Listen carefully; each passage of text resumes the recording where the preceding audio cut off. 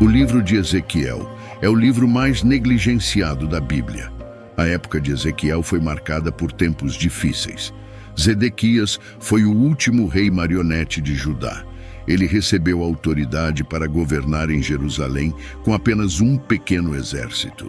A cidade foi sitiada mais uma vez e o exército de Nabucodonosor capturou Zedequias. Eles mataram cada um de seus filhos diante de seus olhos para que ele visse que a linhagem real havia chegado ao fim. Depois, arrancaram seus olhos para que a última coisa que visse fosse a morte de seus filhos. Então, Nabucodonosor ordenou a destruição total de Jerusalém. Ezequiel foi chamado para pregar por volta dessa época, apesar de estar a milhares de quilômetros de Jerusalém, na terra da Babilônia. Deus desejava oferecer esperança desesperadamente necessária ao seu povo escolhido por causa de sua maldade. O Senhor permitiu que Nabucodonosor entrasse e conquistasse a terra deles. O povo se tornara cativo na exótica e distante terra da Babilônia e estavam desanimados. A visão do Vale de Ossos Secos é principalmente sobre os filhos de Israel, mas também tem implicações práticas para nossas próprias vidas. Ezequiel 37, versos 1 e 2. A mão do Senhor veio sobre mim, e ele me tirou no espírito do Senhor e me colocou no meio do vale, que estava cheio de ossos. Então me fez andar ao redor deles, e eis que eram muito numerosos na superfície do vale, e eis que estavam sequíssimos. O Senhor apareceu a Ezequiel na forma de um vale cheio de ossos secos. Deus não altera a localização de Ezequiel, mas lhe proporciona uma vívida sensação interior de que foi levado a um vale repleto de ossos. Sua aridez indica que estavam ali por um longo período. Os ossos também sugeriam que o vale já foi habitado, mas não o era mais. O Senhor queria que a mente e o espírito de Ezequiel fossem profundamente afetados pela aparente falta de esperança da situação. Se não tomarmos cuidado, nossos lares podem se decompor em um monte de ossos secos. Quanto mais ignoramos a palavra de Deus, mais provável é que se tornem um esqueleto. Até mesmo alguns cristãos, que um dia estavam seguindo o Senhor, tornaram-se um monte de ossos. Eles vivem do que eram em vez do que deveriam ter sido. Efésios 6, versos 1 ao 4. Filhos, obedeçam a seus pais no Senhor, pois isso é certo. Honra teu pai e tua mãe, que é o primeiro mandamento com promessa, para que te vá bem e vivas muito tempo na terra. E vós, pais, não provoqueis vossos filhos à ira, mas criai-os na disciplina e na admoestação do Senhor. Ezequiel 37, versos 3. E ele me disse: Filho do homem, poderão reviver esses ossos? Então eu respondi: Ó Senhor Deus, tu o sabes. Ezequiel respondeu à pergunta de Deus sobre se os ossos eram capazes de sustentar a vida, afirmando que somente o Senhor sabia com certeza. Segundo Ezequiel, a situação era impossível. Quando contemplamos o significado do dia, também podemos refletir sobre os tempos que virão. Se desejamos ver um avivamento, dependerá do Senhor realizá-lo, assim como ele fez na época de Ezequiel. Mas Deus é capaz de realizar tudo o que ele propõe. Ele é o Deus do inimaginável. Lucas 18, verso 27. Mas ele disse: as coisas que são impossíveis aos homens são possíveis a Deus. Ezequiel 37, versos do 4 ao 8. Novamente ele me disse: profetiza sobre estes ossos e dize-lhes: ossos secos, ouvi a palavra do Senhor. Assim diz o Senhor Deus a estes ossos: eu farei entrar em vós o fôlego da vida, e vivereis. Porei nervos sobre vós, farei crescer carne sobre vós, cobrirei-vos de pele, e porei fôlego em vós, e vivereis. Então sabereis que eu sou o Senhor. Profetizei, pois, como fui ordenado, e enquanto profetizava, ouvi um ruído, e houve um rebuliço, e os ossos se achegaram, osso a osso, e eis que olhei, e eis que vieram nervos sobre eles, e cresceu a carne, e estendeu-se a pele sobre eles. Mas não havia fôlego neles. Em seguida, Ezequiel recebeu instruções do Senhor para pregar aos ossos que já estavam mortos. Deus estava mostrando a Ezequiel uma verdade crucial que todos precisamos compreender, e é que a proclamação da palavra de Deus carrega consigo poder, a vida a ser encontrada na Bíblia. Ela oferece vida e fé àqueles que a recebem. Ezequiel estava presente para um evento miraculoso. Os ossos começaram a se fundir uns aos outros, osso a osso, enquanto ele observava. Músculos e carne começaram a crescer sobre os esqueletos e, em breve, seus corpos estavam cobertos de pele. No entanto, eram nada mais do que uma horda de corpos mortos movendo-se de maneira ordenada. Hebreus 4, verso 12. Porque a palavra de Deus é viva e eficaz, e mais penetrante do que qualquer espada de dois gumes, e penetra até a divisão da alma e do espírito, das juntas e medulas, e é apta para discernir os pensamentos e intenções do coração. Romanos 10, verso 17. Assim a fé vem pelo ouvir, e o ouvir pela palavra de Deus. Ezequiel 37, verso 9. E ele me disse: profetiza ao vento, profetiza, filho do homem, e dize ao vento: assim diz o Senhor Deus, vem dos quatro ventos, ó vento, e assopra sobre estes mortos, para que vivam. Algumas pessoas acreditam que a obra de Deus é realizada por meio da organização, algo que não deve ser subestimado, porque até mesmo nossos próprios corpos são organizados. Uma igreja pode ter seus assuntos em ordem, mas se não tiver fôlego, a igreja não passa de um corpo sem vida. Deus instruiu Ezequiel a pregar ao fôlego. A palavra ventos é derivada da palavra hebraica ruach, que pode significar vento, fôlego ou espírito.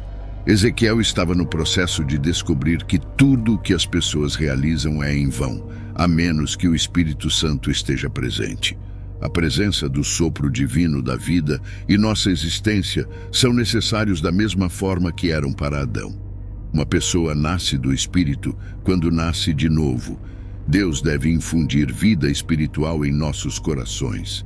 Ezequiel testemunhou uma tremenda manifestação de vitalidade enquanto o exército se erguia. Gênesis 2, verso 7. E formou o Senhor Deus o homem do pó da terra e soprou em suas narinas o fôlego de vida, e o homem tornou-se um ser vivente. João 3, versos 5 ao 8.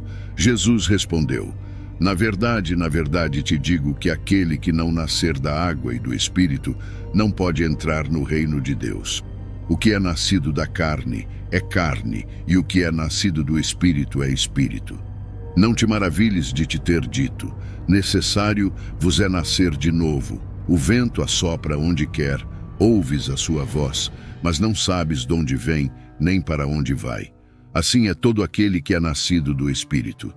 Ezequiel 37, verso 10. Profetizei, pois, conforme ele me ordenou, e entrou o fôlego neles, e viveram, e se levantaram sobre seus pés um exército grande, muito grande. Ezequiel 37, versos do 11 ao 13. E ele me disse: filho do homem, estes ossos são toda a casa de Israel. Eis que dizem: os nossos ossos se secaram e pereceu a nossa esperança. Estamos totalmente cortados. Portanto, profetiza e dize-lhes: assim diz o Senhor Deus: eis que eu abrirei as vossas sepulturas e vos farei subir das vossas sepulturas, ó povo meu, e vos trarei à terra de Israel. Então sabereis que eu sou o Senhor, quando abrir as vossas sepulturas e vos fizer subir das vossas sepulturas, ó povo meu.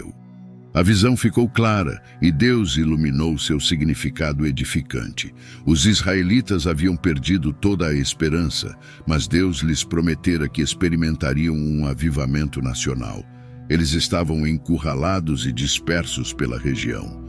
Os humanos pensavam que as coisas eram sem esperança, mas subestimaram o poder de Deus. Israel não apenas será revivido, mas também restaurado à sua antiga glória. Deus prometeu restaurá-los à sua terra natal. Ezequiel 37, verso 14. Porei em vós o meu espírito e vivereis, e vos porei na vossa terra. Então sabereis que eu, o Senhor, disse isto e o fiz. diz o Senhor. Deus concluiu a visão para Ezequiel, pois ele não responderia, e então explicou o seu significado. Como ele ressuscitaria os ossos desarticulados de Israel, que haviam perdido toda a vitalidade. Palavra e Espírito seriam os meios pelos quais ele alcançaria esse objetivo. Foi revelado a Ezequiel que ele deveria profetizar sobre esses ossos, e foi instruído a dizer a eles: ossos secos, ouvi a palavra do Senhor. Então, à medida que Ezequiel obedecia, Deus permitia que os ossos começassem a se unir, enquanto tendões, carne e pele lhes davam sua forma original novamente. Mas a palavra tinha que ser seguida pela infusão do Espírito para que esses corpos recebessem o fôlego e voltassem à vida, o que é um exemplo clássico de avivamento. A revitalização espiritual da Igreja de Deus, nos tempos modernos, é alcançada pela palavra no Espírito. Quando qualquer um desses elementos está ausente, o povo de Deus não consegue ter uma experiência significativa da presença de Deus entre eles. 2 Coríntios 3, versos 17 e 18. O Senhor é o Espírito, e onde está o Espírito do Senhor, ali há liberdade.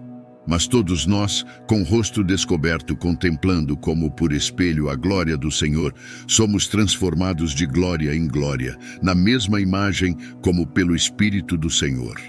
Segundo a palavra de Deus, nossas transgressões e pecados anteriormente nos tornavam tão sem vida quanto um monte de ossos secos.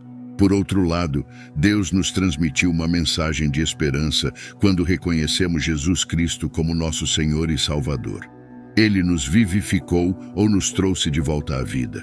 Chegou a hora de compartilharmos essa palavra de esperança com aqueles que, por causa de seus pecados e transgressões, ainda estão espiritualmente mortos. Se divulgarmos a palavra e mantivermos em mente que dependemos do Espírito Santo para força e orientação, talvez possamos observar um avivamento em um sepulcro. Efésios 2, verso 1. Ele vos vivificou, estando vós mortos nos vossos delitos e pecados. Romanos 5, verso 8. Mas Deus prova o seu próprio amor para conosco pelo fato de ter Cristo morrido por nós, sendo nós ainda pecadores. Nesta reflexão, encontramos na palavra de Deus a poderosa mensagem de esperança e renovação.